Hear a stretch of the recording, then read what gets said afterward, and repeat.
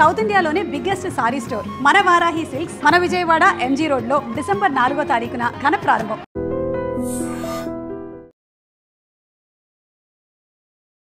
నమస్కారం. I dream సనాతన వైభవం కార్యక్రమానికి స్వాగతం. నేను మీ విజిత.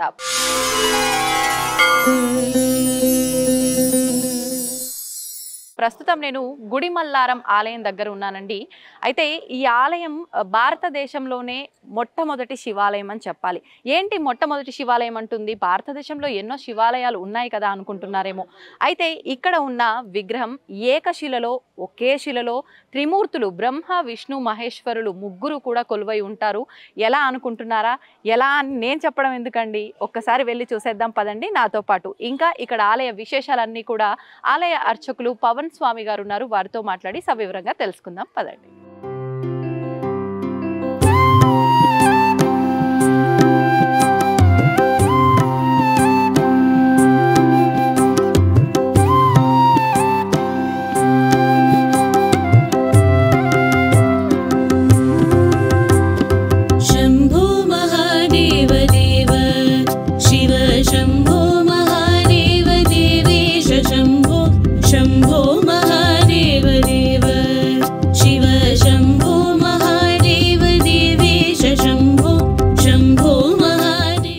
గుడిమల్లారం టెంపుల్లో ముఖ్యంగా అంటే ఎన్నో విశిష్టతలు ఉన్నప్పటికీ ముఖ్యంగా ఏకశిలలోనే త్రిమూర్తులు కొలువై ఉన్నారు. అసలు ఏంటి విశిష్టత? శ్రీ ఆనందవల్లి సమేత పరశురామేశ్వర స్వామి దేవస్థానం గుడిమల్లం.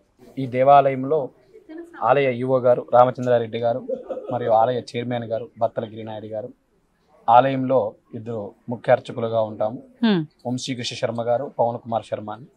అలాగే ఇప్పుడు ఈ దేవాలయంలో విశేషం ఏంద్రా అంటే, మనకి కార్తీక పురాణం ప్రకారంగా అగ్రతే బ్రహ్మరూపాయ మర్ధినే విష్ణు రూపిణి శీఘ్రస్యానాం శివరూపాయ. అలాగే అందరికి తెలిసినటువంటి శ్లోకం కూడా ఒకటి ఉంది.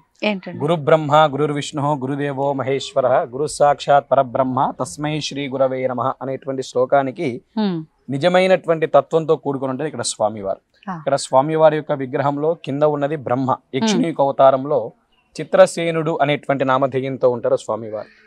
తర్వాత మధ్యలో ఉన్నది మహావిష్ణువు, దశావతారాల్లో ఒక అవతారమైనటువంటి పరశురాముడు. ఆ పై భాగంలో ఉన్నది మానవుని యొక్క పురుషలింగాకారంలో ఈశ్వరుడు. బ్రహ్మ విష్ణు మహేశ్వరుడు త్రిమూర్తులు ఏకశిలలో స్వయంభుగా ఉన్నారు. ఇక్కడ దేవాలయం కూడా 2600 సంవత్సరాల కన్నా పురాతనమైనటువంటి దేవాలయం.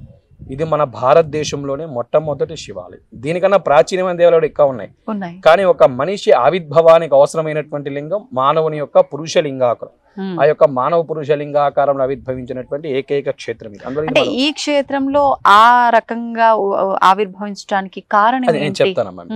ఇక్కడ వచ్చి మనకి స్వామివారి దేవాలయం కూడా చోళరాజులు పల్లవరాజులు ఆ కాలం నిర్మించిన దేవాలయం. మామూలుగా హైందవ దేవాలయాలన్నీ కూడా మీరు అవతల పక్క అమ్మవారి గుడి పైన గోపురం చూస్తుంటారు, ఒకే స్ట్రక్చర్ తో పైదాకా ఉంటుంది.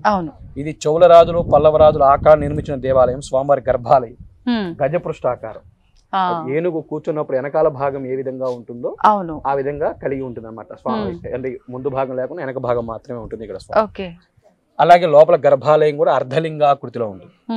ఈ క్షేత్రంలో మరో విశేషం ఏంటంటే, ప్రతి 60 సంవత్సరములకు ఒకసారి దక్షిణ కైలాసంగా పిలువబడే కాళహస్తి క్షేత్రమునందు స్వర్ణముఖి నది స్వరంగ మార్గం గుండా జలం వచ్చి నేరుగా స్వామివారికి అభిషేకం ఇక్కడ విశేషంగా ఉంటుంది. సృష్టి స్థితి లయకారకులు. ఇప్పుడు మీరు అడిగిన క్వశ్చన్ ఏంటంటే, ఈ సృష్టి స్థితి లయకారకులు ఏ విధంగా ఇక్కడ ఆవిర్భవించారు? ఇదంతా కూడా ఒకప్పుడు అఖండ బిల్వకారణ్యం. ఈ అఖండ బిల్వకారణ్యంలో పైన ఉన్నటువంటి మానవుని యొక్క పురుషలింగాకారంలో ఈశ్వరు ఇక్కడ ముందుగానే స్వయంభుగా ఉండేవారు. విష్ణుమూర్తి అవతారణ పరశురాముడు తన తండ్రి జమదగ్ని ఆజ్ఞ మేరకు తల్లి రేణుకాదేవిని చంపిన తర్వాత శ్రీహత్య మహాపాతక దోష నివారణకై ఈ క్షేత్రంలో ఈశ్వరుడికి ఆరాధన చేస్తున్నారు. ఆయన ఏ విధంగా ఆరాధన చేస్తున్నారు? ఈ దేవాలయానికి ఈశాన్య దిగ్భాగంలో విచిత్రాల కొలను పుష్కరిణి. విచిత్రాల కొలను అంటే చిత్ర విచిత్రమైనటువంటి పుష్పాలు పూసేటువంటి కొలను. అక్కడ పుష్పాలు తీసుకువచ్చి శ్రీహత్య మహాపాతక దోష నివారణకై ప్రతిరోజు కూడా ఈశ్వరికి ఆరాధన చేస్తుండేవారు మహావిష్ణువు అవతారంలో పరశురాముడు. అట్లాగే ఈ దేవాలయాన్ని సంరక్షిస్తూ కూడా బ్రహ్మదేవుడు యక్షుని యొక్క అవతారంలో చిత్రసేనుడు అనేటువంటి నామధేయంతో ఈ క్షేత్రంలో ఉండేవారు. ఆయన యక్షుని యొక్క అవతారంలో ఉన్నారు కనుక ఆయన యొక్క ఆహారం ఎట్టుండదంటే మాంసాహారం అవి ఉంటాయి. పరశురాముడు ప్రతిరోజు కూడా అక్కడ పుష్పాలు తీసుకొని నేరుగా ఎక్కడికి స్వామికి అర్చన చేసేసాక కింద ఉన్నటువంటి బ్రహ్మదేవుడికి ఆహారంగా ఒక పొట్టేలుని కళ్ళుకుంటున్న ఆహారంగా ఇస్తుండేవారు. స్వామి వారికి పంచగట్టం, అవి రెండు కూడా పంచ లోపల ఉంటాయి, అభిషేక సందర్భం మాత్రమే దర్శించగలరు. ఒకరోజు పరశురాముడు శివ పూజకు రావడం ఆలస్యమయ్యేసరికి యక్షుని కోతన బ్రహ్మదేవుడు పుష్పాలతో శివునికి అర్చన చేస్తారు. ఎందుకు ఆ విధంగా శివార్చన చేశారని చెప్పి కింద ఉన్న బ్రహ్మకి మధ్యలో ఉన్న విష్ణుమూర్తికి 14 సంవత్సరాలు ముష్టి యుద్ధం జరుగుతుంది ఈ క్షేత్రంలో. ఆ ముష్టి యుద్ధ ఘాతకంలో కింద ఉన్న బ్రహ్మ వీపు మీదకి పరశురాముడు పాదం పెట్టి పాతాళంలోకి తొక్కుతాడు. తొక్కిన ఆ సందర్భంలో లోపల గర్భాలయంలో ఉన్నటువంటి భూమి పల్లంలో కిందకి వెళ్ళిపోయింది. అందువల్ల ఇది గుడి పల్లం, గుడి పల్లం, పల్లం అంటే కిందకి, గుడి పల్లం, గుడి పల్లంలో ఉంది. అది గుడి పల్లం కాలక్రమేణా గుడి మల్లం కింద మారిపోయింది. ఆ బ్రహ్మదేవుని ఆయన కింద తొక్కినప్పుడు ఆ బాధ భరించలేక బ్రహ్మ శివుని వేడుకోగా శివుడు ప్రత్యక్షమై మీరు బ్రహ్మ విష్ణువులు శాపగ్రశంలోకి ఐక్యం చేసుకొని త్రిమూర్తులు ఏకశిలలో స్వయంభుగా ఉండిపోయారండి ఇక్కడ స్వామివారు. ఇక్కడ స్వామివారు స్వయంభుగా ఏ రాయుతో ఆవిర్భవించారంటే నవపాషాణం. నవపాషం అనేటువంటి మన భూగ్రహం మీద దొరికేటువంటి స్టోన్ కాదు. స్వామివారి యొక్క స్టోన్ కూడా ముదురు కాఫీ రంగులో ఉంటుంది. చోళరాజులు పల్లవరాజులు వీళ్ళంతా పరిపాలన చేశారు. అశోక చక్రవర్తి కూడా స్వామివారి ముందు ధర్మ చక్రవర్తి దేవాలయం పరిపాలించారు. సహజంగా మీరు చాలా చోట్ల దేవాలయం తూర్పు ముఖద్వారం చూస్తుంది. ఇక్కడ ఈ దేవాలయం దక్షిణ ముఖద్వారం కలిగి ఉంటుంది. దక్షిణ స్థానంలో మేధా గురుదక్షిణామూర్తి ఉంటారు. మామూలు సహజంగా దక్షిణ స్థానంలోనే ఉండేది, కానీ దక్షిణ ద్వార స్థానంలో ఉన్నారు కనుక ఉన్నతమైనటువంటి మేధస్సు గురుబల యోగితం, గురువు ఆధారం ముగ్గురు ఏకశిలలో ఉన్నారు కనుక అతీతమైనటువంటి గురుబలం, అందువల్ల దక్షిణ ముఖ ద్వారం కలిగి ఉంటుంది. అలాగే తూర్పు స్థానంలో ధ్వజస్తంభం ఉంది. స్వామివారు తూర్పు స్థానానికే ఉన్నారు. అక్కడ 2 విధాలుగా కిటికీలు ఏర్పాటు చేసి ఉంటారు. ముందర 15 రంధ్రాలు ఉంటాయి. 15 తిథులు విద్యా తదియా చవితి పంచమి షష్ఠి 15 తిథులు ఉంటాయి. దాని తర్వాత 9 రంధ్రాలు 9 నవగ్రహాల పూర్వకంగా ఉంటాయి. ఈ సూర్యనారాయణమూర్తి కిరణాలు ఆ 15 రంధ్రాలు గుండా తగిలి ఆ 15 రంధ్రాలు నీడ 9 రంధ్రాలకు తగిలి ఆ 9 రంధ్రాల నీడ వెళ్ళి స్వామివారి పాదాల దగ్గర ఇక్కడ విశేషంగా ఉంటుంది ఈ క్షేత్రంలో. అంటే ఇది ప్రతి సంవత్సరము జూలై మాసంలో 20వ తారీఖు నుంచి 26వ తారీఖు మధ్య కాలంలో ఒక రోజు ఆ సూర్యకిరణాలమే పడుతూ ఉంటాయి. ఈ స్వర్ణముఖి నది కూడా ప్రతి 60 సంవత్సరాలకు ఒకసారి వచ్చి స్వామివారికి అభిషేకం అనేది జరుగుతూ ఉంటుంది. 2005 డిసెంబర్ లో ఇక్కడ స్వామివారికి అభిషేకం అనేది జరిగింది. ఇక్కడ ముఖ్య కారకం ఈ క్షేత్రాన్ని దర్శించడం వల్ల జరిగేటువంటి ఉపయోగాలు ఏంద్రా అంటే వివాహం ఆలస్యంగా ఉన్నా, సంతానం ఆలస్యంగా ఉన్నా, ఎందుకంటే పైన ఉన్నటువంటి ఈశ్వరుడు మానవుని యొక్క పురుషలింగాకారంలో కనుక వివాహానికి సంతానానికి అధిపతి. అలాగే రుణ విమోచనాధిపతి పరశురాముడు లింగంలోకి ఐక్యమైనారు. అందులో స్వామివారి యొక్క విగ్రహం నవపాషాణం. నవపాషాణం వల్ల సర్వరోగ నివారణ కనుక విశేషమైనటువంటి ఎటువంటి రోగాలైనా సరే విశేష శుభ ఫలితం కలుగుతుంది ఇక్కడ స్వామివారిని ఆరాధించడం వల్ల. ఈ క్షేత్రం యొక్క మహత్వం. మనం ఇలా వెళ్ళామంటే మీకు మిగతా దేవాలయాలు నేను చూపిస్తాను.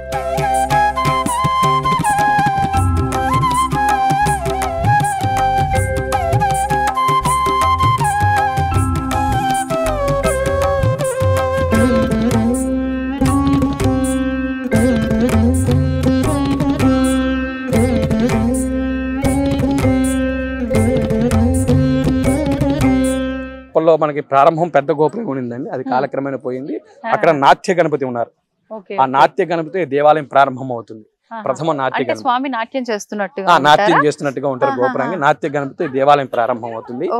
తర్వాత అక్కడ వల్లి దేవసేన సమేత షణ్ముఖ సుబ్రహ్మణ్యేశ్వర స్వామి. అంటే ఇది చాలా పురాతనమైన గుడి. అంత పురాతన మనం కూడా లేము ఇక్కడ. ఇక్కడ ఏంద్రా అంటే ఒక వినాయకుడి గుడి ఉండేదే అని వాళ్ళు చెప్పేవాళ్ళు, నాకు కూడా తెలియదు ఎందుకంటే అంత పురాణం నేను లేదు. వినాయకుడి గుడి ఉండేది, కానీ ఈ వినాయకుని మాత్రం లోపల పెట్టున్నాం జాగ్రత్తగా, మీకు ఆ లోపల కనిపిస్తుంది. ఇది సుబ్రహ్మణ్య స్వామి దేవాలయం. ఇక్కడ మామూలుగా వచ్చండి మనకి తమిళనాడు ప్రాంతీయం ప్రకారం చాలా దేవాలయాలు, ఈ తిరుత్తని, తిరుచి ఇలాంటి దేవాలయాల్లో సుబ్రహ్మణ్య స్వామి మాత్రం ఒక దేవాలయంలో, వల్లి దేవసేన సపరేట్ దేవాలయాల్లో ఉంటారు. ఇక్కడ ఏంద్రా అంటే వల్లి దేవసేన సమేత షణ్ముఖ సుబ్రహ్మణ్యేశ్వర స్వామి వారు 6 ముఖాలు ఇప్పుడు హస్తాలు కలిగి మయూర వాహనం మీద ఏకగర్భాలయంలో దంపతి సమేతంగా ఉండడం విశేషంగా ఉంటుంది ఇక్కడ స్వామివారు ఈ క్షేత్రంలో. అలాగే ఈ క్షేత్రంలో త్రిమూర్తులు ఆవిర్భవించున్నారు. మీకు ఇంతకుముందు చెప్పాను చూడండి, హైందవ ధర్మాలు ఈ విధంగా ఉంటాయి. మాలో గోపురాల మీద ఎక్కువ శాతం బయట చూసిన గోపురాలన్నీ కూడా ఇది గజపృష్ఠాకారం కలిగి ఉంటుంది. ఇప్పుడు ఈ క్షేత్రంలో బ్రహ్మ విష్ణు మహేశ్వరు త్రిమూర్తులు ఉన్నారు, కానీ అమ్మ మాత్రం ఒకటే, ఆనందవల్లి దేవి. ఈ ఆనందవల్లి దేవి యొక్క విశేషం ఏంద్రా అంటే ఏ క్షేత్రంలో కూడా పార్వతీదేవికి అభయహస్తాలు ఉండవు. ఈ క్షేత్రంలో అమ్మవారు అభయహస్తంతో నిత్య ఆనందదాయిని. లలితా సహస్రంలో మీరు వినుంటారు, ఆనందదాయిని అనేటువంటి వాక్యం వస్తుంది. ఆ వాక్యానికి నిజ రూపంలో ఉంటారు అమ్మవారు. ఎటువంటి కోరిక నా బిడ్డను ఒళ్ళో పెట్టినటువంటి స్వభావం ఇక్కడ అమ్మవారు. చాలా విశేషంగా ఉంటారండి అమ్మవారు కూడా. తర్వాత వచ్చి మనం ఉదయించేటువంటి సూర్యనారాయణ మూర్తి అరసివిల్లి కోనార్క్ మీరు వినే ఉంటారు. అవును. ఇవంతా కూడా సూర్యనారాయణ మూర్తులు ఉన్నారు. ఇక్కడ ఏంటంటే ఉదయించేటువంటి తత్వంతో ఉంటారు. ఏ విధంగా అంటే సూర్యనారాయణ మూర్తి వికసించేసినటువంటి తామర పుష్పాలు చేతిలో పట్టుకొని ఉంటారు. ఇక్కడ స్వామివారు వికసించవలసినటువంటి తామర మొగ్గలు చేతిలో పట్టుకొని ప్రశాంతమైనటువంటి బౌద్ధ మొహంతో కవచ కొండలాలు పెట్టుకొని శివపానం మొత్తం మీద విశేషంగా ఉంటుంది. ఇది అమ్మవారి ఆనందవల్లి దేవి. అభయహస్తాలు ఉంటాయి స్వామివారికి ఇక్కడ రెండు పక్కల కూడా. ఇది అప్పటి నుంచి బిల్వ వృక్షం. భక్తులు అంతే ఇక్కడ అప్పటి నుంచే లేదండి, కాలక్రమేణా నాకు ముందు ఉంచింది. నాకు ముందు ఉంచింది కానీ ఎన్ని సంవత్సరాలు ఉందని నాకు కూడా తెలియదు. నేను ఈ దేవాలయంలో 10 సంవత్సరాలుగా ఉన్నాము. ఇంకో అర్చకులు నాకన్నా సీనియర్ ఆయన ఈ దేవాలయంలో 15 సంవత్సరాల నుంచి ఉన్నారు. చైర్మన్ గారు వాళ్ళంతా కూడా ముందు నుంచే ఉన్నారు. ఇండోమిటిఓ గారు అంతా కూడా. ఈయన సూర్యనారాయణ మూర్తి ఉదయించేటువంటి స్థలంలో ఉన్న మూర్తి. ఇప్పుడు మనం నడుచుకొని పోతుంది తూర్పు దిశ. మనం మొదట మారేది దక్షిణం. మనం ఈ తూర్పు స్థానంలో పోయినప్పుడే మనకి ధ్వజస్తంభం. ఇప్పుడు ఈ ఆలయం అంతా ఏ శాస్త్ర ప్రకారంగా అంటే ఆగమ శాస్త్రం అని చాలా ముఖ్యమైనటువంటి క్వశ్చన్ ఇది. ఇప్పుడు మనం లోపల చెప్పినట్టు స్వామివారు బ్రహ్మ విష్ణు మహేశ్వరుడు. బ్రహ్మకి ఆరాధన అనేది ఎక్కడా లేదు, అరుదుగా ఒకవేళ ఉన్నా సరే. నాకు తెలిసింది ఏంటంటే మధ్వుల ఆరాధన. తర్వాత వచ్చి మహావిష్ణువుకి అందరూ తెలిసింది వైష్ణవుల ఆరాధన, శివ ఆరాధన, శైవుల ఆరాధన. ఇప్పుడు వీళ్ళ ముగ్గురికి ఏ విధంగా ఆరాధన జరుగుతుంది అనేటువంటి క్వశ్చన్ మీరు వేశారు. ఇప్పుడు మనకి శాస్త్రంలో ఒక మాట చెప్పింది, ఈశ్వరతో ఉత్తరతో చండీశ్వరో నిధాయ. స్వామివారి యొక్క ఉత్తర భాగంలో చండీశ్వరుడు ఉంటే అది మొదలుగా కూడా శివాలయమే. ఇది అఖండ బిలవకారంలో మొదటి కూడా ఆయనే ఇక్కడ. ఇప్పుడు మనం ఇది ఖచ్చితంగా కూడా శైవారాధన ప్రకారం ఇక్కడ పూజలు అందుకుంటాయి. ఎందుకంటే ఉత్తరతో చండీశ్వరుడు నిధాయ, స్వామివారి ఉత్తర భాగంలో చండీశ్వరుడు ఉన్నారు ఇక్కడ. కనుక ఇది ఖచ్చితంగా కూడా శైవారాధన ప్రకారం స్వామివారి పూజాది కార్యక్రమాలు నిర్వహించబడుతూ ఉంటాయి. ఇది మనకి ధ్వజస్తంభం తూర్పు స్థానంలో. నేను మీకు కిటికీలు అని చెప్పాను చూసారా, ఆ రంధ్రంలో ఉన్నాయి అక్కడ. ఇవి 15 కిటికీలు. 15 కిటికీలు ఉన్నాయి. ఇవి 15 ఉండేవి రంధ్రాలు. ఈ మెస్ ఎందుకు కొట్టామంటే అండి మేము ముఖ్య కారకంగా ఈ కరోనా టైంలో ఒక భారీ ఎత్తున ఒక 13 అడుగుల నుంచి 14 అడుగుల వరకు త్రాచుపోం. మేము ఎప్పుడు అభిషేకాలు చేయడం, మా వెనకాల తిరగడం, నైవేద్యాలు పెట్టడం, వెనకాల తిరగడం ఉండడం వల్ల అప్పుడు ఆయన దాన్ని మెస్ కొట్టించారు. అప్పుడు ఆ మెస్ కొట్టించారు అక్కడ. ఇది నందీశ్వరుడు.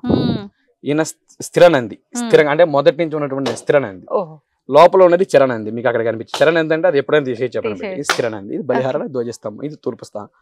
స్వామివారి బావిగా అభిషేకం నీళ్ళు, ఆ నీళ్లు ఉన్నప్పుడు అక్కడ నీళ్ళు తీసుకునే వాళ్ళు బోర్లో పట్టుకుంటారు. ఇప్పుడు ఈ స్థిరచర వీటి మధ్య వ్యత్యాసం ఏంటి? తీయటము ఉండటము పక్కన. స్థిరనంది అనేది ధ్వజస్తంభానికి ఎదురుగా స్వామివారికి ఎదురుగా స్థిరనంది ఉంటుంది. చరణంది అనేది ఏంటంటే పూర్వకాలాల్లో చాలా అరుదుగా కొంతమందికి తెలుస్తుంది ఈ విషయం. నాకు కూడా ఏంటంటే నాకు వేరే ఒక గురువు చెప్పినటువంటి విధానం. ఈ దేవాలయంలో కూడా ఉంది, చరణంది ఉంది, స్థిరనంది ఉంది. ఎవరైనా గర్భిణీ స్త్రీలు గర్భం అది ప్రసవానికి సిద్ధంగా ఉన్నప్పుడు ఆ చరణంది ఏదైతే ఉందో ఆ చరణందిని వాళ్ళ ఇంటి ముఖం వైపు తిప్పేవాళ్ళు. అప్పుడు వాళ్ళకి సుఖప్రసవం అయ్యేది అని మా గురువు గారు చెప్పారు. నాకు కూడా అంత అనుభవం లేదు, మా గురువు గారు చెప్పారు ఆ విషయాన్ని. కానీ లోపల ప్రదక్షిణ మండపంలో నందీశ్వర ఒక పాయింట్ ఉంటుంది. ఆ నంది ఇక్కడ లేదు, చంద్రగిరి కోటలో ఉంది. ఇక్కడ ఈ స్థిరనంది ఉంది. ఇప్పుడు మీరు ఆ పాము మీరు ఎటు వెళ్తే అటు మీ వెనకాల తిరిగి లోపల దేవాలయంలో తిరిగింది అంటే నిత్యము ఉంటుండేది అలా. కరోనా టైంలో జనసంద్రోహం లేదు కదండి. అంటే అప్పుడు ఎట్లా ఉందని మనకు తెలియదు. కరోనా టైంలో జనసంద్రోహం లేని సందర్భంలో అది ఏదో దాని కాలక్షేపం అర్థం అది తిరుగుతూ ఉండేది. అప్పుడు మేము 2-3 సార్లు మేము చూసాము. అమ్మవారి మెల్ల నుంచి కింద పడింది, లోపల తిరుగుతోంది. మా లలితమ్మ పని చేసాము, ఆమె కూడా చాలా సార్లు చూసింది. ఈ దేవాలయంలో 2005లో నీరు వచ్చింది అని చెప్పాను కదా, అప్పుడు గ్రామస్తులు వాళ్ళు కూడా ఉన్నారు ఇక్కడ. మన స్వామి వారిని ఏ విధంగా ఆరాధన చేసేవారు అనేది ఒక చిన్న ఊహా చిత్రం. ఇది చూస్తుంటే మనసంతా కూడా నిశ్చలంగా ఉంటుంది. అలాగే సృష్టి ఆవిర్భావానికి అవసరమైనటువంటి చెప్పాను మీకు, సంతానానికి వివాహానికి కాదు, మానవుని యొక్క పురుషలింగాకార ద్వారా సంతానోత్పత్తి అయ్యేటువంటి ఒక చిత్రీకరణ. ఈ పటం చూసిన ఆ ఒక చిత్రీకరణ ఏ విధంగా ఉంటుందో అర్థమైపోతుంది. అలాగే మా చిన్న గ్రామం గుడిమల్లం గ్రామం. ఇది స్వామివారి నిజ రూపం అండి. ఇంత స్పష్టంగా మీరు చూడలేరు. అభిషేక సందర్భం మాత్రమే చూడగలం. ఏ రోజున జరుగుతుంది? సోమవారం రోజు ఉదయం 7:30 ఉంటుంది. అది చెప్తాను. ఒక చేతిలో గొర్రె, మరో చేతిలో కల్లుకుండ స్వామి వారికి. ఇవి రెండు ఏంటంటే మనం పంచె కట్టేస్తాం కాబట్టి కనపడదు. అలంకరణ లేకుండా ఉంది కాబట్టి మేము విగ్రహం ఇంత క్లారిటీగా కనిపిస్తుంది. Okay okay. అలాగే ఏంటంటే మన దేవాలయంలో ప్రతి సోమవారం రోజు రాహుకాల సమయంలో 7:30 నుంచి 9:30 మధ్య కాలంలో కూడా స్వామివారికి లఘున్యాస పూర్వక ఏకరుద్రాభిషేకం జరుగుతుంది పంచామృతాలతో. అట్లాగే వల్లి దేవసేన సుబ్రహ్మణ్య స్వామి వారికి, ఆనందవల్లి దేవి అమ్మవారికి ప్రతి శుక్రవారం రాహుకాలంలో అభిషేకము, కుంకుమార్చలు, సోమంగల్లి పూజలు చాలా విశేషంగా జరుగుతూ ఉంటాయి. అలాగే రథసప్తమికి ప్రతి ఆదివారానికి సూర్యనారాయణమూర్తికి విశేష పూజాది కార్యక్రమం నిర్వహిస్తుంది. అలాగే ప్రతి సంవత్సరం కూడా జరిగేటువంటి వార్షిక బ్రహ్మోత్సవాలు, మహాశివరాత్రి బ్రహ్మోత్సవాలు మా యువ గారు రామచంద్రారెడ్డి గారు చాలా మంది డోనర్ని కలిసి దేవాలయానికి ఒకప్పుడు వాహనాలు ఏం లేవు, చాలా తక్కువ వాహనాలు ఉండేవి. మా చైర్మన్ గారు యువ గారు ఒక ఇద్దరు కలుసుకొని ఈ రోజు మా దేవాలయం ఎట్లేదన్నా సరే 12 వాహనాలతో విశేషంగా 7 రోజులు ఉదయం సాయంత్రం నిత్యమైన అలంకరణలతో స్వామివారికి విశేష ఉత్సవాలు జరుగుతూ ఉంటాయి. ఇప్పుడు కూడా మనకి ఫిబ్రవరిలో ప్రారంభమయ్యేటువంటి ఉత్సవాలు.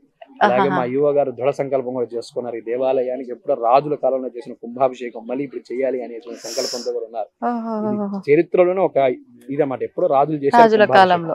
ఈ మధ్య కాలంలో ఎవరు కుంభాభిషేకం ఏంటంటే అసలు కుంభాభిషేకం విశిష్టత ఏంటి? మామూలుగా మనకి 12 సంవత్సరాలకు ఒకసారి పుష్కరాంశం కుంభాభిషేకం చేసుకుంటూ ఈ దేవాలయం కంప్లీట్ గా కూడా ఆర్కియాలజీ డిపార్ట్మెంట్ కంట్రోల్లో ఉంది.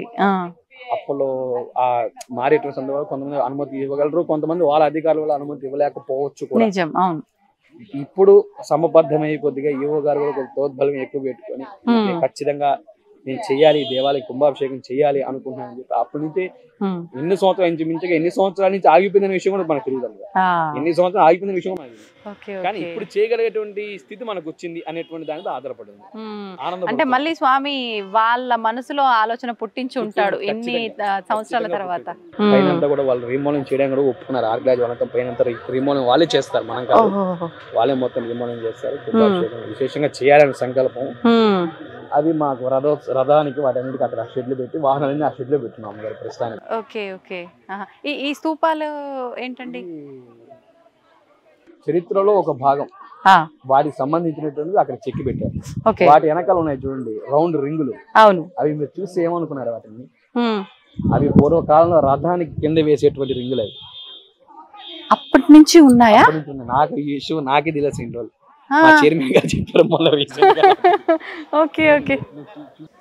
ఆ ముందు ఉండేటువంటి రెండు చక్రాలకి వెనకాల ఉండేవి 2 చక్రాలకి స్తూపాలు వాటికి. ఇవన్నీ శిలాశాసనం. నిజంగా అంటే ఇన్ని వేల సంవత్సరాల పాటు ఉండటం వాస్తవానికి 2 సంవత్సరాల క్రితం దాకా నాకు కూడా తెలియదు అమ్మగారు, అంతమంది తెలిసింది నాకు ఆ విషయం. అలాగే ఈ స్తూపాల పైన అంటే ఆలయానికి సంబంధించిన చరిత్ర అవన్నీ లిఖించడం జరిగిందా? కొంతవరకు అంటే దేవాలయం చరిత్ర అనేది మనకు లోపల ప్రదక్షిణ మండపం కూడా గజపృష్ఠాకారంతో ఉంటున్నాం. అక్కడ గ్రంథి భాషతో లిఖించబడి ఉంది. గ్రంథి కూడా మన కంచి పీఠాధిపతి స్వామివారు వచ్చినప్పుడు కూడా ఏంటంటే కొన్ని పదాలు మాత్రమే ఆయన కూడా చదవగలిగారు. అంటే అంత క్లిష్టంగా ఉన్నాయి అక్కడ కొద్దిగా రాస్తున్నారని. కానీ మహానుభావులు ఆయనకు అర్థమై ఉండొచ్చు, కానీ మనలాంటి అర్థం కాకపోవచ్చు, ఆయన చెప్పు కూడా ఉండొచ్చు. కానీ కంప్లీట్ గా కూడా గ్రంథి భాషతో లిఖించబడింది మొత్తం దేవాలయం అంతా కూడా. దేవాలయం లోపల మనకి వీడియోకి పర్మిషన్ లేదు కాబట్టి లోపల ఇంకా చాలా విశేషాలు ఉంటాయి చూడాల్సినవి కూడా. బయట వరకే మనకు అవకాశం ఉంది కనుక అంటే చూడలేకపోతున్నాము. అవి చెప్పవలసింది ఏదైనా ఉంటే అవి మీరు. మనకి ప్రారంభం వచ్చి ఇక్కడ మనం నాట్య గణపతి చెప్పుకున్నాం. అక్కడ దక్షిణ ముఖ ఎంట్రన్స్ లో మహాగణపతి, లోపల ప్రదక్షిణలో సుఖాసన గణపతి. ఆయన ఏంద్ర అంటే ఒక కాలు పైకి పెట్టుకుని ఒక కాలు పక్క సుఖాసనం తిట్టు కూర్చొని ఉంటారండి విశాలంగా కూడా. దాని తర్వాత వచ్చి దక్షిణామూర్తి దక్షిణముఖంగా చూసుకుంటారు. అలాగే వచ్చి పైన ఎట్టుంటుందంటే మామూలుగా ఈ వెంకటేశ్వర స్వామి దేవాలయాల్లో ఆల్వార్లు ఉంటారు వరుసగా, మీరు చూసి ఉంటారు. ఇక్కడ శివ నైనార్లు పైన అంతా వాళ్ళ గోడలోనే చెక్కేసి ఉంటారు పూర్తిగా కూడా, రాతి మీదే చెక్కేసి ఉంటారు. అది కూడా చూపిస్తాను, దీంట్లోనే ఉంటుంది. అలాగే వచ్చి ఇదండి ఈ పైన చెక్కబడ్డారు. అలాగే ఈ వెంటిలేటర్స్ ఉన్నాయి చూసారా, ఇవి ఒకప్పట్లో నీళ్లు వెలుతురు గాలి రావడం కోసం ఏర్పాటు చేశారు. దీని నుంచి వచ్చిన వర్షం నీరు ఈ కింద పడుతుంది, ఈ కింద. కానీ ఎప్పుడు కూడా ఇక్కడ నీళ్ళు స్టోరేజ్ ఉండవు, వెళ్ళిపోతుంది, భూమిలోకి వెళ్ళిపోతుంది. రాతే వెళ్ళిపోతుంది, భూమిలోకి వెళ్ళిపోతుంది అమ్మగారు, మొత్తం కూడా భూమిలోకి వెళ్ళిపోతుంది. ఆ తర్వాత అభయస్థ వెంకటేశ్వర స్వామి. ఇక అవతల పక్క వెళ్తే మనకి ఉత్తరం పక్కగా మనకి బ్రహ్మదేవుడు, అట్లాగే చండికేశ్వరుడు, విష్ణు దుర్గాదేవి. అయిన తర్వాత ఏంటంటే కొంత స్థలం ఉంటుంది అమ్మగారు, ఒక 70 మీటర్ల వరకు ఇంత గ్యాప్లో చుట్టూ లైట్లు ఆపేసినా సరే వెళ్తురు ఉంటుంది. కానీ ఆ 70 మీటర్లు ఏదైతే ఉందో అక్కడ చాలా డీప్గా ఉంటుంది చీకటి. అది ఎందుకు ఏర్పాటు చేశారంటే గోడలోనే ఒక లాకర్ సిస్టమ్ని ఏర్పాటు చేశారు అప్పట్లో. ఇప్పుడు ఈ గోడను చూసారా, ఈ గోడలు ఉన్నాయి కదా, ఒక రాయి, ఆ రాయి తీసి అది బీరువా. ఇటు లోపల ఒక 2 అడుగులు, ఇటు లోపల ఒక 2 అడుగుల ఖాళీ విస్తీర్ణం ఉంటుంది. స్వామివారి ఆభరణాలను అప్పట్లో దాంట్లో దాచిపెట్టేవారు. ఆ ప్రదక్షిణ మండపంలో మీకు కూడా కనిపిస్తుంది. ప్రదక్షిణ మండపం భక్తులందరూ కూడా చూడొచ్చు దాన్ని. ప్రదక్షిణ మండపంలోనే ఉంటుంది. మళ్ళీ ఆ రాయిని గోడ క్లోజ్ చేసి యథావిధిగా గోడతో పాటు సమానంగా ఇక్కడ ఒక లాకర్ ఉందనే విషయం కూడా ఎవరికి తెలియదు. మనం చూపిస్తే తెలుస్తుంది ఇక్కడ లాకర్ ఉంది అనేటువంటి విషయాన్ని. అప్పుడు దాకా ఎవరికి తెలియదు. ఇప్పుడు సాధారణంగా అండి పురాతన ఆలయాలు ఎక్కడైనా ఉన్నాయి అంటే అక్కడ ఖచ్చితంగా నిధులు బయటపడతాయి అని అంటుంటారు. అలా ఇక్కడ ఈ ఆలయానికి సంబంధించి ఏమైనా? లేదండి, ఇదంతా కూడా కంప్లీట్ గా కూడా చంద్రగిరి వాళ్ళ హ్యాండ్ ఓవర్ లో ఎస్సీఎస్సీ గార్డ్స్ అంతా కూడా చాలా పటిష్టంగా భద్రత ఉంటుంది.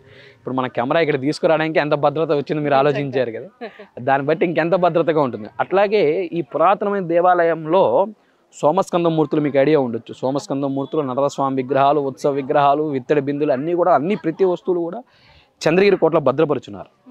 సందర్శకులు మామూలుగా వెళ్ళినప్పుడు కనిపిస్తాయి మీకు ఎంట్రన్స్ లోనే. మ్యూజియం అండి, మనకు అది మ్యూజియమే, చంద్రగిరి కోట మ్యూజియమే. ఈ సోమస్కంద మూర్తులు అన్నీ కూడా చాలా విశేషంగా ఉంటాయండి అక్కడ. మొత్తం చాలా వరకు గుడిమల్లంలో ఉన్నటువంటి పురాతనమైనటువంటి విగ్రహాలు ఏవైతే ఉన్నాయో వాటన్నిటి కూడా చాలా జాగ్రత్తగా భద్రపరుచున్నారు అక్కడ. కొన్ని విగ్రహాలు ఇక్కడ ఉండాల్సిన ఇక్కడే ఉన్నాయి, అక్కడ చూసేవాళ్ళు అక్కడ చూడవచ్చు. ఇంకా ఓకే, అయితే ఇప్పుడు ఒక్కసారి అంటే మన వాళ్ళందరి కోసం ఇది ఎక్కడ, ఏ మండలం, ఏ జిల్లా, అవన్నీ డీటెయిల్స్. ఇప్పుడు మనది వచ్చి మన ఆనందవల్లి సమేత పరశురామేశ్వర స్వామి దేవస్థానం గుడిమల్లం. ఇది ఏర్పేడు మండలం, తిరుపతి జిల్లాకు వస్తుంది. మనకి బస్సు కానీ ట్రైన్ కానీ ఏదైనా సరే మనకి తిరుపతికి డైరెక్ట్గా వచ్చేస్తాయి. తిరుపతి నుంచి బస్ స్టాండ్లో ప్రతిరోజు ఉదయం 6 నుంచి రాత్రి 7:30, 9:30 దాకా కూడా, అంటే దేవాలయం 9 దాకే ఉంటుంది, రాత్రి 9:30 దాకా కూడా బస్సులు మనకి అవైలబిలిటీలో ఉంటాయి, గుడిమల్లం బస్సులు.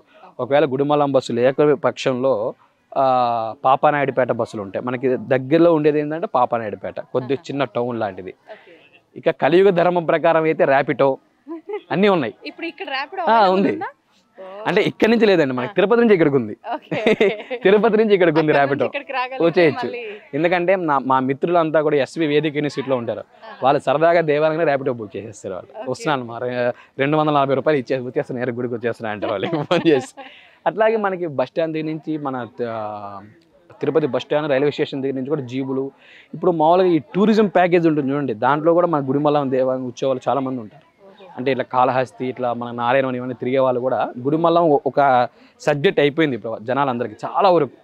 చాలా వరకు గుడిమల్లం అనేది సబ్జెక్ట్ అయిపోయింది అందరికీ. అంటే మన గుడిమల్లం పోవాలి అనేటువంటి దిశగా ప్రయాణం చాలా జరుగుతున్నాయి. ఎందుకంటే వాళ్ళందరికీ అన్ని శుభ ఫలితాలు కలిగాయి దేవాలయం దర్శించడం వల్ల చాలా. అందువల్ల ఏంటంటే ఇంకా చాలా మంది కూడా ఈ దేవాలయానికి సహకారాలు చేసి ఇంకా చాలా ఆనందంగా ఉండాలి, అందరూ కూడా దేవాలయం సందర్శించాలి ఫస్ట్. ఇప్పుడు సందర్శించడం, కోరికలు తీరడం ఇవన్నీ పక్కన పెడితే కొన్ని అద్భుతాలు జరుగుతూ ఉంటాయి ఆలయాల్లో అంటుంటారు. అలాంటివి మీ అనుభవంలోకి ఏమైనా? నా అనుభవంలో ఉన్నాయండి. అంటే ఇప్పుడు మీకు ఇంతకు ముందు మనం మాట్లాడుకున్నాం చూసారా, సంతానం లేని వాళ్ళకి వివాహం అనేటువంటి వాళ్ళ పేర్లు మనం చెప్పకూడదు, కానీ చాలా మందికి కూడా ఈ దేవాలయంలో అభిషేకాలు చేసుకొని వాళ్ళ మొక్కులు చెల్లించుకొని వాళ్ళకి పుట్టినటువంటి పిల్లలకి నేను ఇక్కడి నుంచి వెళ్ళి నామకరణం చేసిన వాళ్ళు కూడా 5-6 మంది ఉన్నారు. అంటే డాక్టర్ లేక మనం 50-50 ఛాన్స్ అనేటువంటి వాళ్ళు స్వామివారికి అభిషేకాలు చేసి, అంటే మానవ ప్రయత్నము 99% మనం చేస్తూనే ఉండడం, 1% భగవంతుడు ఇచ్చేది. ఆ 99% మానవ ప్రయత్నం చేసిన వాళ్ళు అందరూ కూడా సక్సెస్ఫుల్ చాలా మంది ఉన్నారు దేవాలయంలో. ఇంకోటి నాకు చాలా అనుభవాలు ఉన్నాయి ఈ దేవాలయంలో, పర్సనల్గానే చాలా అనుభవాలు ఉన్నాయి. నేను అనుకున్నటువంటి పనులు కానీ నాకైతే ఏ రోజు దాకా కూడా, ఎందుకంటే అనుష్ఠానం మనం చేసేటువంటి ఉపాసన, పరశురాముడు చాలా మంచి ఉపాసన చేసేవాళ్ళండి అప్పట్లో. ఇక్కడ ఈ క్షేత్రంలో మా గురువులు చెప్పింది ఏంటంటే, నువ్వు ఎంతైతే జపాన్ని ఇక్కడ చేస్తావో దానికి రెట్టింపు ఫలితాన్ని ఇక్కడ నువ్వు పొందుతావు అని మా గురువు ఎప్పుడైతే చెప్పారో దానికి ప్రకారం అనుష్ఠానం చేస్తున్నాయి. కనుక నాకు ఈ రోజు దాకా కూడా ఎటువంటి సమస్య అనేది భగవంతుడు నా మీద కృపనందున నాకు ఎటువంటి సమస్య లేదు ఇప్పుడు దాకా. అంత ఆనందంగా ఉన్నా నేను. మా ఆనందవల్లి దేవి చెప్పినట్టు ఆనందవల్లి లాగా ఆమె ఆనందంగా కాపాడుకుంటుంది భగవంతుడు వల్ల. ఎందుకంటే మనం స్వామివారికి ఎంత సేవ చేస్తున్నాం వాళ్ళు మనకి అంత అనుగ్రహాన్ని ఇస్తున్నారు. అలాగే ప్రతి ఒక్క భక్తులకి ఇస్తారు ఈ క్షేత్రంలో, ఏ క్షేత్రంలో. అంటే మీరంటే అనుష్ఠానాలు ఇవన్నీ మంత్ర ఉపాసనలు చేస్తున్నారు, మరి సామాన్య భక్తులు వచ్చి 2 చేతులు ఎత్తి దండం పెట్టడం తప్ప ఏం చేయలేరు, మరి వాళ్ళకి కూడా అదే విధంగా మాకన్నా ఎక్కువ పుణ్యం వస్తుందండి వాళ్ళు. నాదేమో నేను అక్కడి నుంచి ఇక్కడ నడుచుకొని వచ్చేసి అక్కడ సంధ్యావం చేసుకుంటా, మైలు ఇక్కడే కాబట్టి. కానీ భక్తితో వచ్చే వాళ్ళు ఎంత ఆలోచించుంటారు, గుడిమల్లం పోతున్నా నేను, స్వామిని చూస్తున్నా నేను అన్నట్టు ఆనందం చూసారా, దానికే సగం పుణ్యం మూట కట్టేసినట్టు వాళ్ళు. ఇంకా దానికే సగం పుణ్యం మూట కట్టేశారు వాళ్ళు. ఇంకా ఎత్తుకొని వచ్చి స్వామికి దండం, నేను చాలా మంది చూశానండి, అబ్బా అంటారు. ఆ తృప్తి కడుపులో చూస్తుంది వాళ్ళకి, ఆకలి ఉందో లేదో కూడా అది తెలియదు, ఆ తృప్తి కడుపులో చూస్తుంది. అంత తృప్తిగా చాలా మంది కూడా వచ్చి దర్శనం చేసుకున్నారు. వాగులు పొంగిపోతే ట్రాక్టర్లు ఎక్కువ వచ్చారండి గుడికి. ఊరు ముందు వాగు పొంగిపోతే కార్లు అవతల పెట్టేసి ట్రాక్టర్లు ఎక్కువ వచ్చేసారు. అంత అంటే మేము చూడాలి గుడిమల్లం, మేము సంకల్పం చేసి చూడాలి గుడిని అనేటువంటి విధానం కోసం. అందులోనూ అంటే ఎక్కడా లేని ఒక ఎక్కడా లేనటువంటి లింగం అండి ఇది. మన భారతదేశంలో ఎక్కడా లేనటువంటి, యావత్ ప్రపంచం మీద ఇటువంటి పోలినటువంటి లింగం ఎక్కడా లేదు. చాలా విశేషమైనటువంటి లింగం. సంతోషం అండి, చాలా చక్కగా వివరించారు ఆలయ విశిష్టత అంతా కూడా. ధన్యవాదాలు, నమస్తే.